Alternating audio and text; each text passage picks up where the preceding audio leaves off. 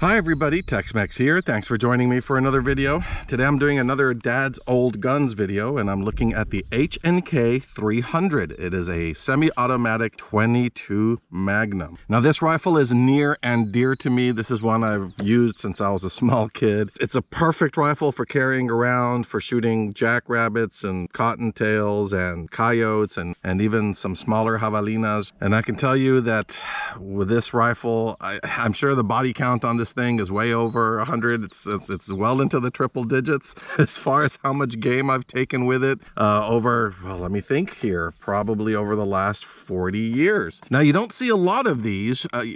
Growing up I never bumped into anyone else, or even in my adult life I never bumped into anybody else that had one of these rifles. But according to the NRA Museum, because I did a little bit of research, these were sporting rifles based on the H&K military design, whatever that means. Because I assume it's a simple blowback design, but maybe it just means the locking lever and the spring system and the guide rail, but I'm not positive about that. I just really couldn't find much info about it online. But apparently this is the deluxe version of the H&K 270. Since I know nothing about the H&K 270, that doesn't really help. Maybe the H&K 270 was a 22 long rifle semi-auto, but I'm not sure. I couldn't find a lot of information on that. What I can tell you is this is a walnut stock. It's got a higher cheek rest back here on the butt. It has an adjustable front sight blade and an open blade rear sight that looks like it may be slightly adjustable as well. It also came with H&K's universal scope mount that is a quick detach, so you can remove it and replace it. Now, one thing I did find when I was researching this rifle, because I mean there are a lot of owners out there, was that apparently this is somewhat fragile. It's been pretty tough for me. Trust me, this rifle's been banged around a lot, but I saw a few people complaining about this particular scope mount breaking on them, but luckily mine has not. Now, apparently for the German market, they did have 2-round magazines that they provided with these rifles. This one, I assume it came with it. It came with a 5-round magazine and a 15-round magazine, one of these. And after looking online, I found another 15-round magazine, which I quickly bought up, but boy, was it expensive. It's really hard to find these magazines, and when you do, they're quite pricey. This rifle was designed in the 1970s. It was exported in the 80s. It's got a 19.7-inch barrel. It weighs 5.7 pounds, and it's just an all-around fun rifle and a very practical rifle because I like 22 Magnum. I think it's a versatile round, and for a semi-automatic, in my experience, this has always been very reliable, and I don't remember it jamming much, but I haven't shot it in some time, and I did switch the scope on it. Originally my father had some sort of Bushnell scope on it or something of that sort, and it's the scope I used through the 80s into the 90s. By the early 2000s I ended up switching the scope out. My father had, well, before he passed, he gave me the rifle since I used it a lot more than he did. And not that the Bushnell scope was bad. Well, let's just say I wanted something that I considered a little more reliable on there. So I have this Leupold on here. Let me just look at it because I don't recall exactly, but I think it's a Leupold. I believe it is the rimfire, and it's got a magnification between 2 and 7. Here, let me switch this rifle around a little bit. But once you flip it around here, you can see this is the lever, the quick detach lever for this scope mount that the rifle came with. It's got the safety lever on the left side of the trigger here in front. The magazine release is just a small button on the side of the well there. And as you can see, this is the 5-round magazine. Let me take that out here real quick. So you have the 5-round magazine here and the 15-round magazines. I use the 5-round magazine more throughout my life just because it is flush, and typically I'd be hunting with this thing out of a pickup truck or something of that sort. And you know, when you have a magazine sticking out from the bottom of the magazine, well, it makes it a little more difficult to take a steady shot. So the longer magazines are great for practicing and sighting it in, but for when I actually took it hunting, I almost exclusively use these 5-round magazines. And unfortunately, I have not been able to find another one of these 5-round magazines. I'm sure they're very, very difficult to find. It wasn't easy to find the spare 15-round magazine, but I was finally able to stumble across this one. So if you look at the markings here, you can see the HK300 on there, Heckler Koch, made in Germany. And of course, on the barrel is the stamping 22 WMR. Now, since I haven't shot this rifle in a bit, I'm pretty certain I left it sighted in, but not 100% sure. I'm almost certain after I put the new scope on it, I did shoot it a bunch. I don't think I ever really messed with it after that. So I expect today it should be fine. I'm going to try shooting a couple of different types of 22 Magnum out of it and see how we do. I've got my target set out at 25 yards. And since it's an old school rifle, I was going to try some old school ammunition. So I've got this Winchester SuperX gray box here. It's a jacketed hollow point. I believe it's a 40 grain. If I could find that here somewhere. Let's see here. Yeah, there we go. Caution, dangerous within 1 3/4 miles, 40 grain, jacketed hollow point. So yeah, this is stuff that I used a lot throughout my life. I don't know if I just didn't have access to other types of 22 Magnum when I was growing up, or maybe there just really weren't as many different offerings of 22 Magnum. But luckily, it's what we have right now. So let me show the targets down there. And I may shoot some Maxi Mag, since that's kind of some classic stuff as well. I don't know, can you see the target down there? It is between those bushes. Luckily, I do have a clear line of sight directly to the target. I won't be hitting any of these bushes with my rounds, but I'm gonna have to come in here soon and try to clear out some of these bushes, at least right here, to keep my shooting lane clearer. But luckily for now, we should be okay. In fact, let me test that. Let me go ahead and bag my rifle here, look through the scope. Yeah, I've got a clear shot. Should be okay. Perfect. Well, let me go ahead and get 5 rounds of this Winchester SuperX loaded up. I'm going to set up my target camera downrange, and we'll go ahead and take our first shots. Now, before we start here, I wanted to show you how the bolt works on this guy. So, obviously you have the charging lever here, and it is stiff. So you pull the charging lever back. It's got this little lever in the back as well that releases the bolt. I don't believe it is I don't think it stays open on the last round. I guess I will remember, or I will figure it out right now when I do some shooting. And the safety is just obviously white is for safe. You flip this forward, you got red for fire. So let me go ahead and load in the first magazine. So we got 5 rounds of that Winchester SuperX loaded in the magazine well. Go ahead and let me hold it. I don't want to hold it by the scope, so let me pull the lever back to cock it. And then when I'm ready to get that first round in, I just depress this little lever here, and that'll go ahead and close the bolt. So let me get this set up.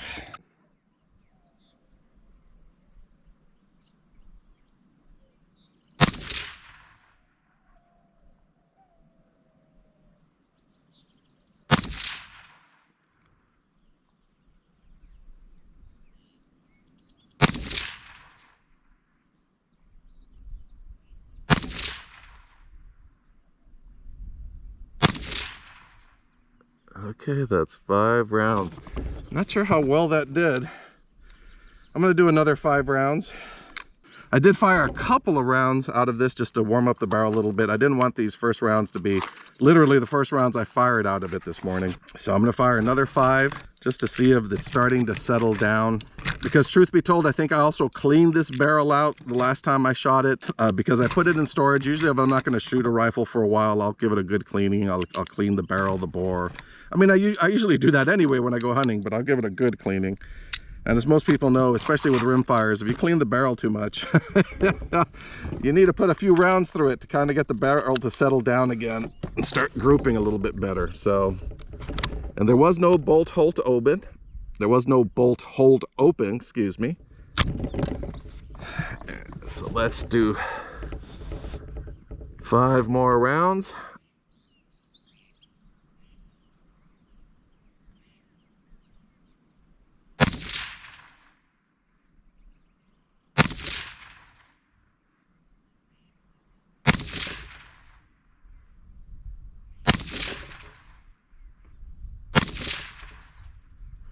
That's 5 more.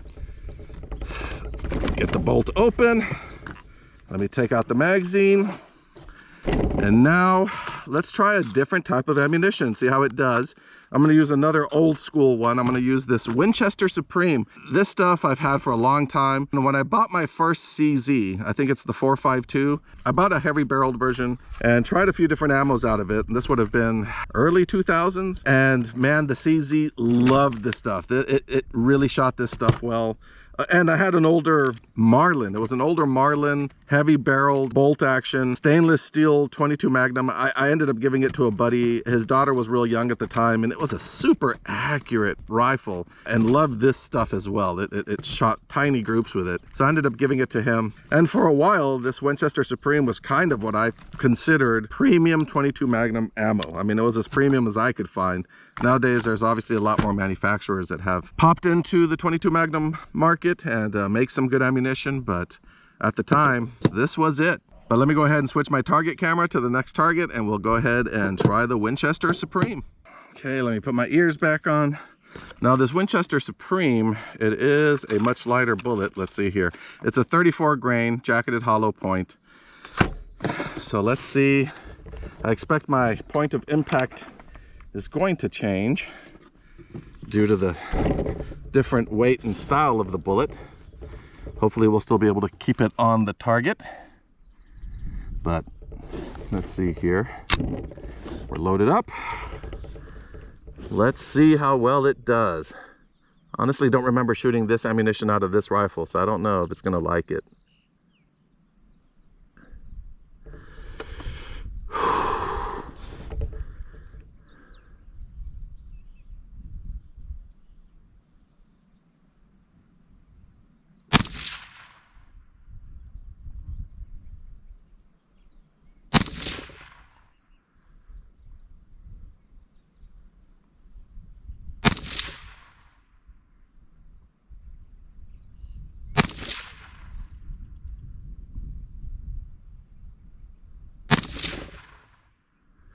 Okay, that's 5 rounds, if I counted correctly, which I don't always do. And since we shot 10 of this Winchester SuperX, let's go ahead and shoot 10 of these Winchester Supreme as well. So I'm loading in 5 more. Okay, got 5 in the magazine. Go ahead and close the bolt.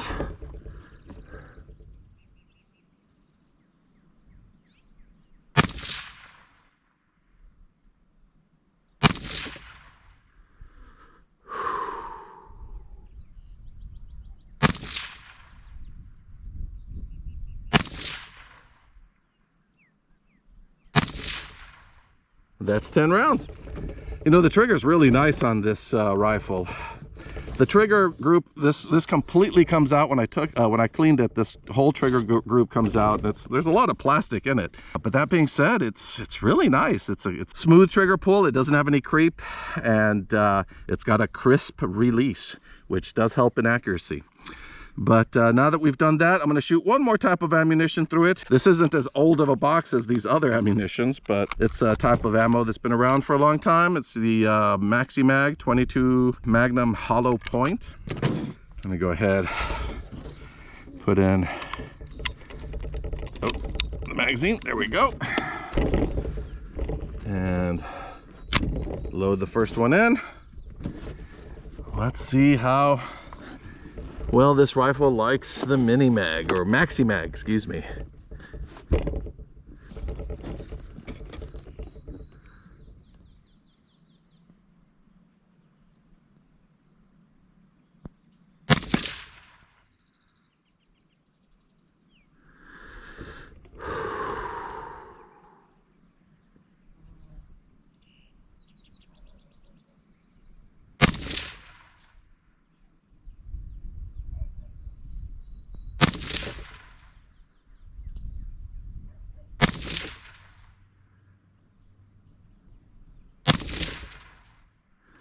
Okay, that's 5 rounds. Let me load in 5 more.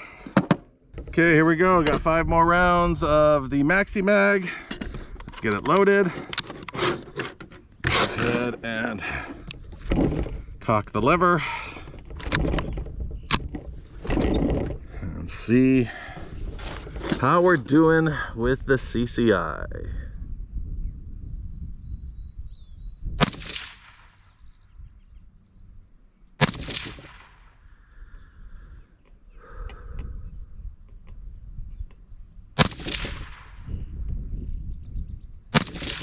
I think I pulled that one. Ugh. And that's 5. Okie doke. let me put it this way. Let's go take a look at our target. So the first group we're looking at here was the Winchester SuperX. You know, it grouped up really well up here. There are 4 rounds. I don't know if these were the first rounds. I'll be now that I have looked at my target camera, I'll be able to say yup or nope. I'll put that on the screen now. Either way, as I said before, I had cleaned the barrel on this rifle, so these were probably, I put about 10 rounds through it before I started doing this shooting, so it only had 10 rounds down the barrel, so it may have just needed a few more rounds down there to start settling the barrel down. But it eventually got a decent little tight group there. And once again, this is a 40 grain, what is that, jacketed hollow point. It's a favorite. My single sixes love this stuff as well. And then we move on to the old Winchester Supreme. Starting to get a little breezy, so let me move this magazine over here to keep this target from moving too much. Let's see here. And this is the jacketed hollow point. And how many grains with it? What did I say, 34 grains? Yeah, 34 grains. It did well with it too. So between the 40 grain and the 34 grain, from these two ammos, it looked like the 34 grain a little bit more. It's going to be a slightly faster ammunition too.